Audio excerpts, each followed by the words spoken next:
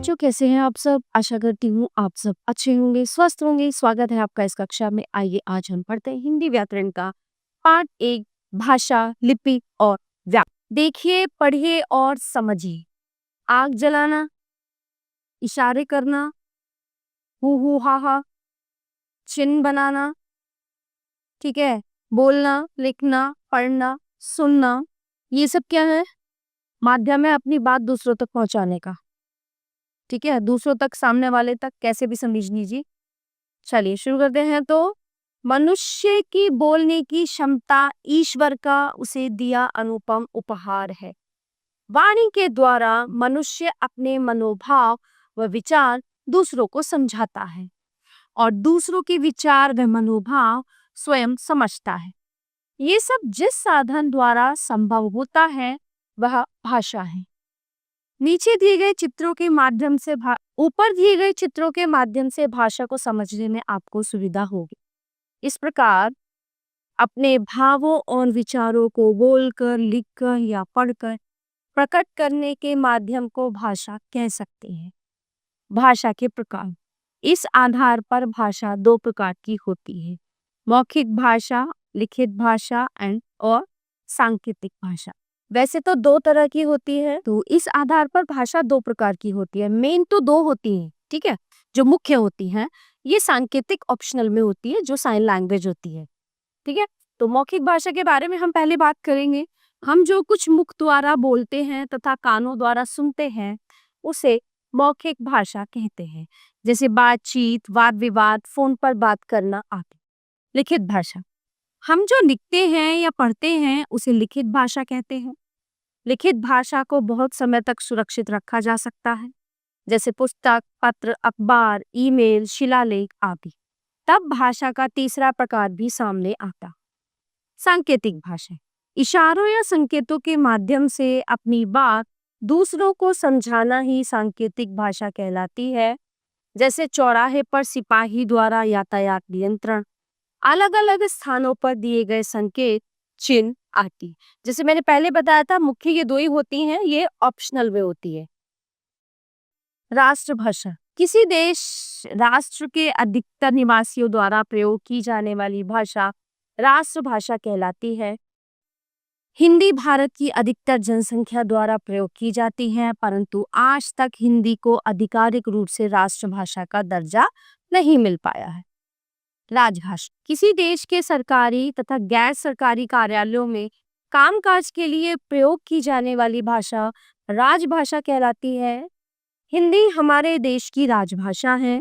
भारत के संविधान के अनुच्छेद 343(1) के अनुसार दिनांक 14 सितंबर 1949 को भारत की राजभाषा हिंदी तथा लिपि देवनागरी घोषित की गई है।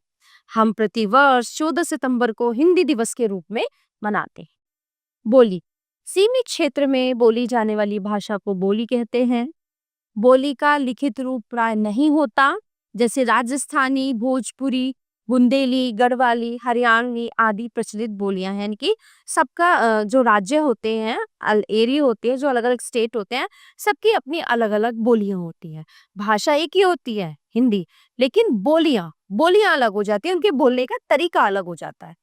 मातृभाषा, बच्चा जो भाषा अपने माता पिता तथा अन्य पारिवारिक सदस्यों से सर्वप्रथम सीखता है वह उसकी मातृभाषा कहलाती है।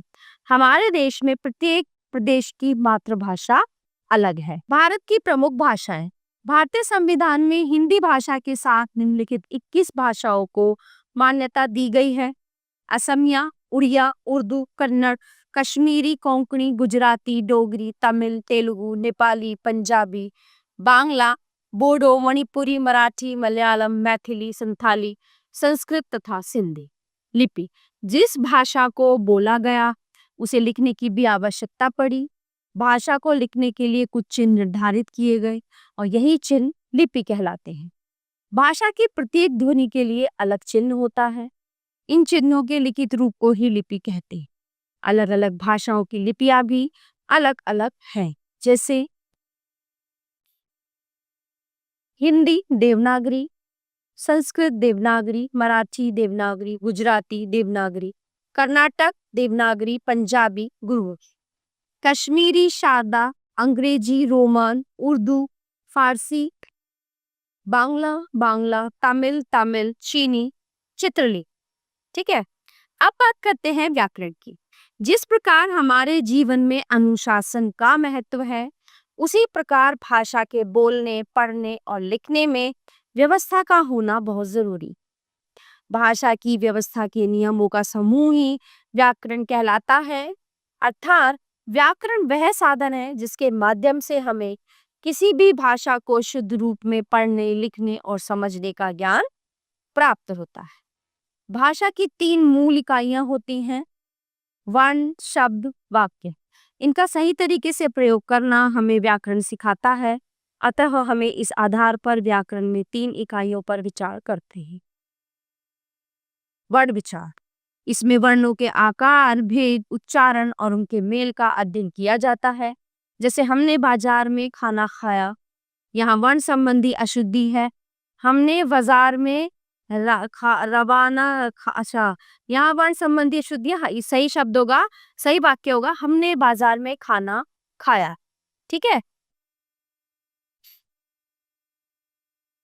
फिर आता है शब्द विचार। इसमें शब्दों का निर्माण, उनका विकास, भेद और अर्थ आदि का अध्ययन किया जाता है। जैसे राम गाना गा रही है, तेरे से हम नाराज हूं, परिश्रम का फल मीठा है। तो इन वाक्यों में क्या है?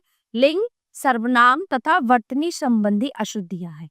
इनके शुद्ध रूप है: राम गाना गा रहा है, परिश्रम का फल मीठा होता है, तुमसे हम नाराज हैं या तुमसे मैं नाराज हूँ। वाक्य विचार। इसमें वाक्यों के निर्माण, उनके भेद, शब्दों का क्रम और उनके अर्थ आदि का अध्ययन किया जाता है। जैसे राम बाजार गया, सेब लाए, आज जाना है स्कूल मुझे। यहाँ पहले वाक्य में निर्माण तथा दूसरे वाक्य में पद क्रम संबंधी अशुद्धियां। इनके शुद्ध रूप हैं: राम बाजार गया और सेब लाया। मुझे आज स्कूल जाना है, राम बाजार जाकर सेब लाया, आज मुझे स्कूल जाना है। तो ये 2 तरह से परिवर्तित हो गया। बच्चों बता सकते हो कि इन अशुद्धियों की जानकारी कैसे हुई? हाँ, बिल्कुल, इनकी जानकारी हमें व्याकरण से हुई है। अतः हम कह सकते हैं कि जो शास्त्र हमें वर्णों, शब्दों और वाक्यों के शुद्ध प्रयोग की जानकारी देता है, वह व्याकरण कहलाता है। ठीक है। तो ये था हमारा पाठ भाषा, लिपि और व्याकरण, जिसमें हमने भाषा के बारे में जाना, लिपियों के बारे में जाना और व्याकरण कैसे जो है अशुद्ध चीजों को शुद्ध करती है वो भी हमने जाना। तो प्यारे बच्चों, ये पाठ यहीं पे समाप्त होता है। आशा करती हूँ आपको अच्छे से समझ आया होगा।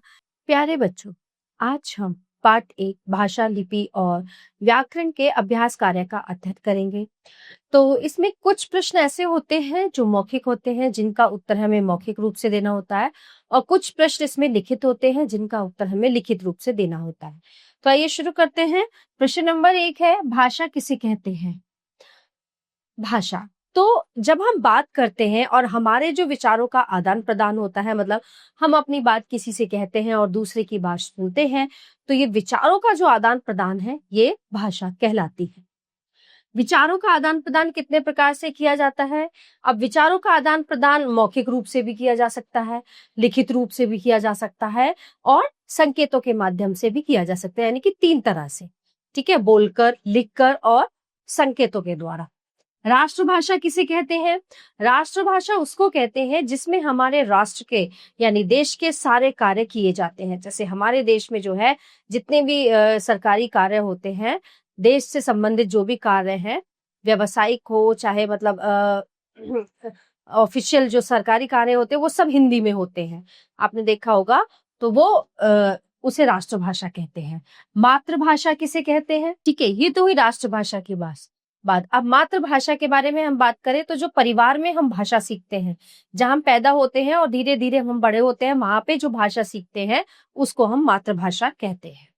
आइए अब लिखने की बात। प्रश्न नंबर 1, कोष्ठकों में से सही शब्द चुनकर खाली स्थान हमें भरने हैं। इसमें का बोली भाषा की अपेक्षा बोली सीमित क्षेत्र में बोली जाती है। ठीक है, अब बोली का क्या है? जो बोली हम बोलते हैं मतलब पर्टिकुलर हर स्टेट की या हर राज्य की, कह लीजिए हर क्षेत्र की अलग अलग बोली होती है ना। और जो भाषा होती है वो पूरे देश में बोली जाती है। तो बोली सीमित होती है।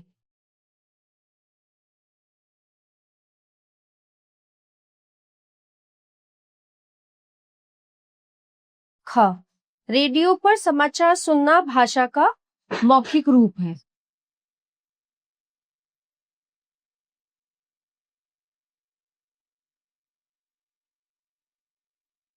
ग, घर के सामानों की सूची बनाना भाषा का लिखित रूप होता है, क्योंकि जो लिस्ट बनाई जाती है वो लिख के तो बनाई जाती है, तो वो लिखित रूप होता है।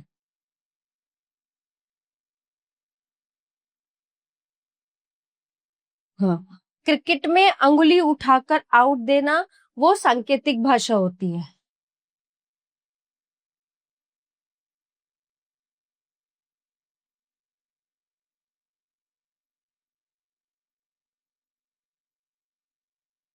प्रश्न नंबर 2, सही कथन पर सही और गलत कथन पर गलत का निशान लगाना है हमें, ठीक है। भाषा के 3 रूप होते हैं, जी हाँ, मौखिक, लिखित और सांकेतिक, ठीक है। हाँ, वाद विवाद प्रतियोगिता भाषा का लिखित रूप है, नहीं, ये मौखिक रूप है। बोली क्षेत्रीय भाषा होती है, जी हाँ। भाषा के कोई नियम नहीं होते, नहीं, नियम होते हैं, नियम के बिना भाषा नहीं बोली जाती। भाषा के कोई नियम नहीं होते। प्रश्न नंबर 3, एक शब्द में उत्तर लिखिए। भाषा को लिखने का चिन्ह क्या कहलाता है? लिपि कहलाता है। हाँ, भाषा के शुद्ध रूप का ज्ञान किससे होता है? व्याकरण से होता है।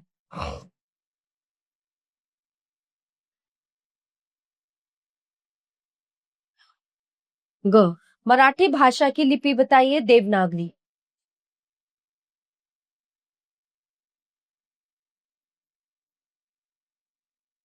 हिंदी दिवस कब मनाया जाता है? 14 सितंबर।